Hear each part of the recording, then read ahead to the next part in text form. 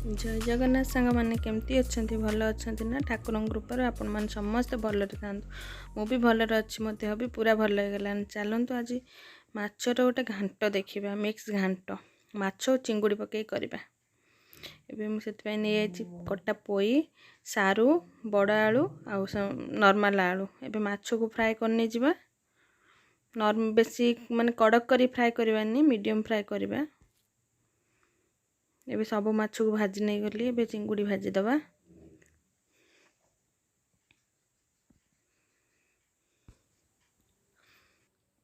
बर्तमान कड़े टिके तेल नहीं गली तेल जहाँ जहाँ परिवा सब रखी सब टे संतुली नवा।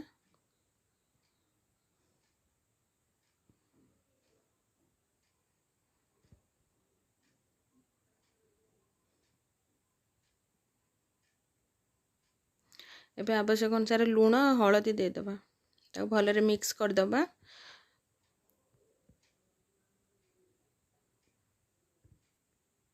कवर लगेदबा सिझा पाई टिके।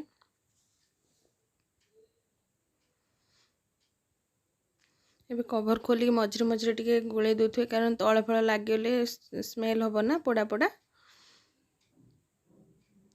एबे एठी मु बुट्टटा को भिजेक रखी देतली 50% कुक कर नेची सिझे देची सिझे देकी बर्तन ताकू एठी परिबा टिके सिझी गलानी। तापर एबे बुट्ट डालटा को जो दर्द सिझा कर रखली ताकू पके दबा पकेकी ताकू ढांकी दबा। मिनिमम बर्तन हमर 80% परिबा आ बुट्ट सिझी जायछि ताकू एबे काढी नबा। एबे मसला प्रिपेयर करबा शिଳରେ आज करबा। एबे कुनी शिଳ रखिछि से शिଳରେ बर्तन जीरा कंचा लंका को बाटी नबा। जीरा कंचा लंका अदा रसुण सब बाटी नबा ताकू।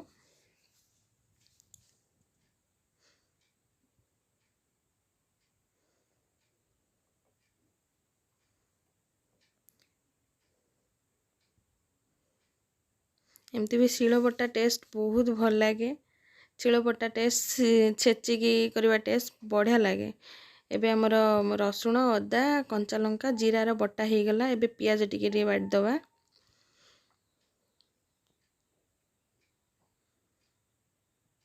एबे पियाज टिके बाटी दबा भलरे भलरे माने पूरा प्लेन करी बाटीबानी तो माने दरदर बटा टिके करबा।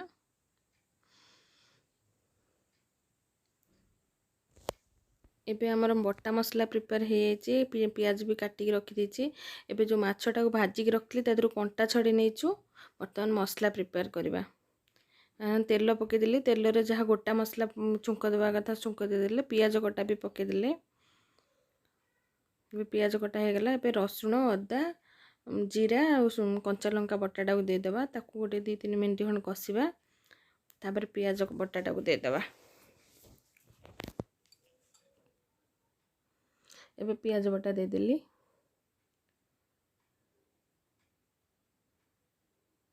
मसला काले लगी जोगर अल्प टिके पानी भी देदेली।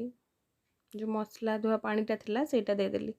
बर्तमान लंका गुंड हलदी गुंड आवश्यक अनुसार लुण कहीं आम परिवार लुण पकई माछ भजार भी लुण पकई से अनुसार लुण दबा। एबे कटा टमाटो देदबा देदी भलसे ताको पूरा कषा तार जमी स्मेल पूरा पलैकी तेल छाड़ीज मसलार से पर्यंत आम कषा मझे मझे टी पानी भी दे दूथुआ सुखी माने लगिज ना तल। एबे देखो तेल पूरा साइड रे बाहर आसलानी।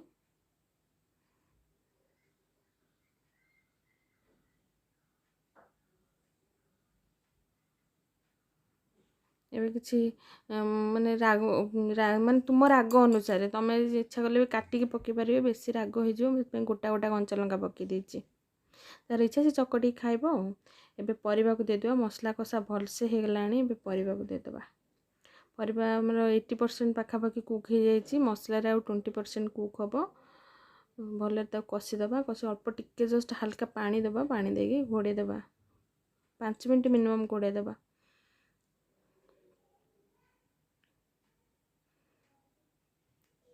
5 मिनट पर टिके भल आउ टिके गोले दबा गोले देके एबे पानी उषुम करिक रखिथिबा जेतिके आपनकर दरकार ग्रेवी सेतिकी दबा कहीं ना बुटटा पड़ी सारू पड़ी सबू पानी सोक करना परिया मान सब पड़ी तेणु आपण आवश्यक अनुसार ପାଣି ଦେବେ। ମୋର ଯେତିକି ଦରକାର, ମୋର ଟିକେ ପାଣି ମାନେ ଡାଲି କରିନି, ସେଥିପାଇଁ ଗ୍ରେଭି ଦରକାର, ମୁଁ ସେଥିପାଇଁକି ଅଧିକ ଟିକେ ପାଣି ଦେଇଛି।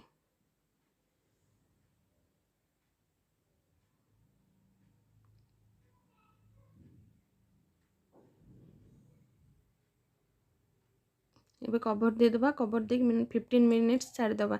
ଯାହା ଯେଉଁଟା କୁକ୍ ହେଇନଥିବ ସେଇଟା ଭଲରେ କୁକ୍ ହେଇଯିବ। ଏବେ 15 ମିନିଟ୍ସ ହେଇଯାଇଛି, ମୁଁ କଭର୍ କାଢ଼ିଦେଲି। କାଢ଼ିକି ଏବେ ଦେଖିଦେବା ଆଳୁ ସାରୁ ସବୁ ସିଝିଛି କି ନାହିଁ। ଆଳୁ ସାରୁ ସବୁ ବଢ଼ିଆ ସେ ସିଝି ଯାଇଛି। ତାକୁ ଭଲସେ ଟିକେ ଡଙ୍କି ମାରିକି ଖଡ଼ିକା ମାରିକି ଟିକେ ଭଲସେ ଦାବି ଦେବା। ଏବେ ମାଛ ପକାଇବା। ମାଛ ସବୁ କଣ୍ଟା ବାଛି ଦେଇଥିଲି, ଚିଙ୍ଗୁଡ଼ି ସବୁ ପକାଇକି ବର୍ତ୍ତମାନ ଭଲରେ ମିକ୍ସ କରିଦେବା। ଏବେ ମାଛକୁ ପକାଇ ଭଲରେ ମିକ୍ସ କରିଦେବା। ମିକ୍ସ କରିଦେଇକି ଆଉ ଗୋଟେ 5 ମିନିଟ୍ ଛାଡ଼ିଦେବା। ଟିକେ ଭଲରେ ମାଛ ପରିବା ସବୁ ମିକ୍ସ ହେଇଯିବ। ତାପରେ ପୁରା ମୁଁ ଯିଏ ବନେଇଥିଲି ହୋମମେଡ଼୍ ଗରମ ମସଲା, ଗୁଜୁରାତି, ଡାଲଚିନି ଆଣ୍ଡ ଗୋଲମରିଚ ତାକୁ ଦେଇଦେବା। କାହିଁକିନା ଆଉ କୌଣସି ମସଲା ମୁଁ ଦେଇନି, କେବଳ ଗରମ ମସଲା ଗୁଣ୍ଡ ଛାଡ଼ିଦେଲେ। ଏବେ ଆମର ପ୍ରିପେୟାର ହେଇଗଲା ମାଛ ଘାଣ୍ଟ, ମାଛ ଚିଙ୍ଗୁଡ଼ି ଘାଣ୍ଟ। କେମିତି ଲାଗିଲା ଆପଣ ମୋତେ କହିବେ କମେଣ୍ଟ ମାଧ୍ୟମରେ, ବନେଇକି ଖାଇବେ, କମେଣ୍ଟ କରିକି କହିବେ। ଆମକୁ ତ ବଢ଼ିଆ ଟେଷ୍ଟ ଲାଗିଥିଲା। ଏବେ ଆମେ ରେଡ଼ି ହେଇଗଲୁ ଖାଇବା ପାଇଁ। ଯଦି ଆପଣଙ୍କୁ ଭଲ ଲାଗିଥାଏ ମୋ ରେସିପିଟି, ଲାଇକ୍ କରିବେ, ସେୟାର କରିବେ, କମେଣ୍ଟ କରିବେ। ଯଦି ନୂଆ ଥିଲେ ସବସ୍କ୍ରାଇବ୍ କରିବେ। ରହିଲି।